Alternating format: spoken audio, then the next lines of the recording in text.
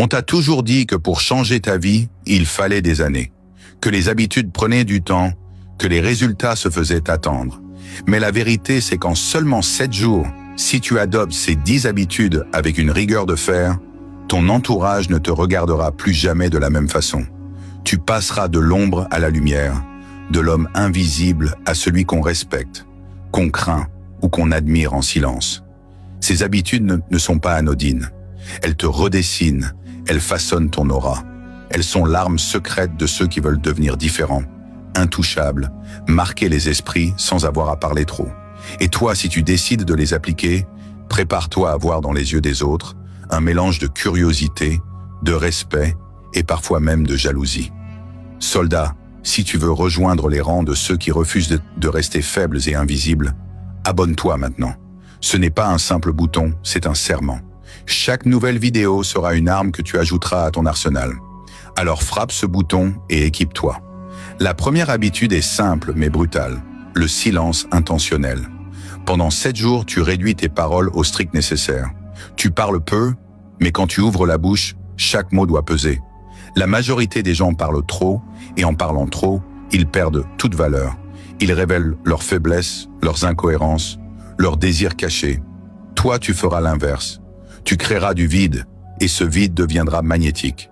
Les gens voudront t'entendre, car ton silence devient un mystère. Et dans la psychologie humaine, le mystère vaut 1000 fois plus que la transparence. Au bout de quelques jours, tu verras le changement. Les gens te poseront plus de questions. Ils chercheront à deviner ce que tu penses. Ils interpréteront ton mutisme comme une force. Là où les autres s'épuisent à convaincre, toi tu domines par ton absence de mots.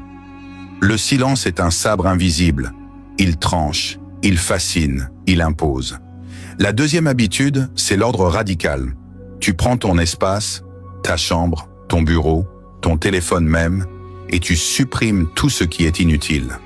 Chaque objet qui n'a pas de valeur ou de fonction disparaît. Chaque fichier, chaque photo qui traîne sans but est effacée. Pourquoi? Parce que le chaos extérieur est le reflet du chaos intérieur. Les autres ne le disent pas, mais inconsciemment, ils le sentent. Un homme désordonné dégage une aura de faiblesse, de dispersion. Mais un homme organisé qui ne garde que l'essentiel projette une impression de puissance. Tu crois que ce n'est rien, que personne ne le verra. Mais crois-moi, même la manière dont tu tiens ton téléphone, dont tu ouvres ton sac, dont tu poses tes affaires sur une table, tout cela parle pour toi. Et au bout de 7 jours d'ordre total, ton regard, tes gestes, ta posture vont s'aligner avec cette rigueur. On ne verra plus un homme perdu, mais un homme qui maîtrise. La troisième habitude, c'est de fixer des horaires sacrés. Chaque jour, tu choisis 2 moments intouchables. Un pour ton corps, un pour ton esprit. Pas de compromis. Si c'est 1 heure de lecture le soir, personne ne te l'apprend. Si c'est 30 minutes d'entraînement le matin, rien ne l'efface. La plupart des gens laissent leur emploi du temps être dicté par les urgences, par les caprices des autres, par la fatigue. Mais toi, en te fixant ces 2 blocs immuables, tu envoies un signal invisible à ton cerveau et à ton entourage. Tu as des priorités supérieures. Tu n'es pas un homme qui se plie, tu es un homme qui impose son rythme. Et psychologiquement, c'est dévastateur pour les autres. Ils comprennent que tu es rare, que tu ne t'adaptes pas au moindre vent, mais que tu avances selon ton plan. C'est l'une des marques les plus profondes du respect. La 4e habitude, c'est d'apprendre à te tenir droit. Ça paraît ridicule, trop simple, mais c'est une arme. Pendant 7 jours, tu vas surveiller ta posture comme un soldat surveille son arme. Épaules ouvertes, regard fixe, démarche posée. Car le corps parle plus fort que les mots. Et dans une société où presque tout le monde est voûté, écrasé par la fatigue ou l'insécurité, le simple fait d'occuper l'espace avec assurance transforme la perception qu'on a de toi. Tu n'es plus un homme banal, tu deviens un repère visuel. Tu incarnes la solidité. Les gens te prennent plus au sérieux. Ils t'écoutent sans même savoir pourquoi. Ta posture devient une déclaration silencieuse de force. 7 jours suffisent pour ancrer ce changement. Et une fois ancré, il est presque impossible de revenir en arrière. La 5e habitude, c'est de regarder les gens dans les yeux. Pas avec arrogance, mais avec calme et constance.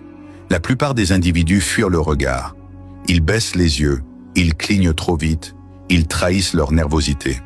Toi, tu ne fuis pas. Quand tu parles, tes yeux restent. Quand tu écoutes, tes yeux sondent.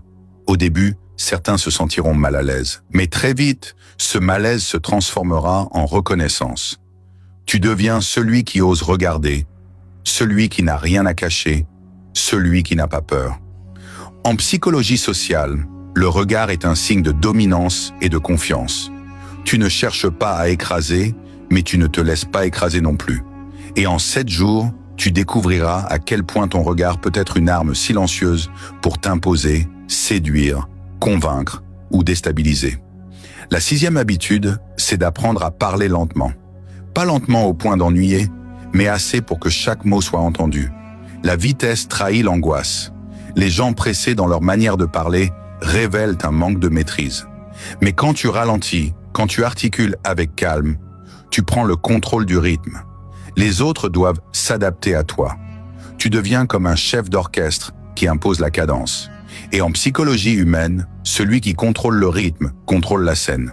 Pendant 7 jours, tu vas te forcer à respirer avant de répondre, à laisser des silences avant de parler, à ne pas précipiter tes phrases. Et tu verras, au lieu d'être perçu comme hésitant, tu seras perçu comme posé, réfléchi, digne. Même si tu dis peu, tes mots auront du poids, car tu les fais peser. La 7e habitude, c'est de supprimer toute justification inutile. Les gens passent leur vie à se justifier. Pourquoi ils sont en retard? Pourquoi ils n'ont pas fait quelque chose? Pourquoi ils ont pris telle décision?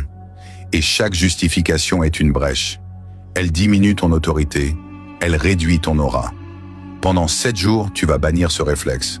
Si tu dis non, tu ne dis pas non parce que, tu dis simplement non. Si tu choisis une option, tu ne l'expliques pas comme si tu devais rendre des comptes. Tu affirmes, tu prends position, tu assumes, et tu découvriras que les autres s'inclinent naturellement devant celui qui assume sans s'expliquer.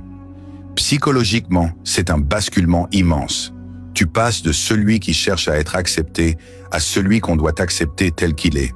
C'est une habitude difficile car elle va à l'encontre de ton conditionnement. Mais après 7 jours, elle devient naturelle et tu ne toléreras plus jamais de ramper dans la justification.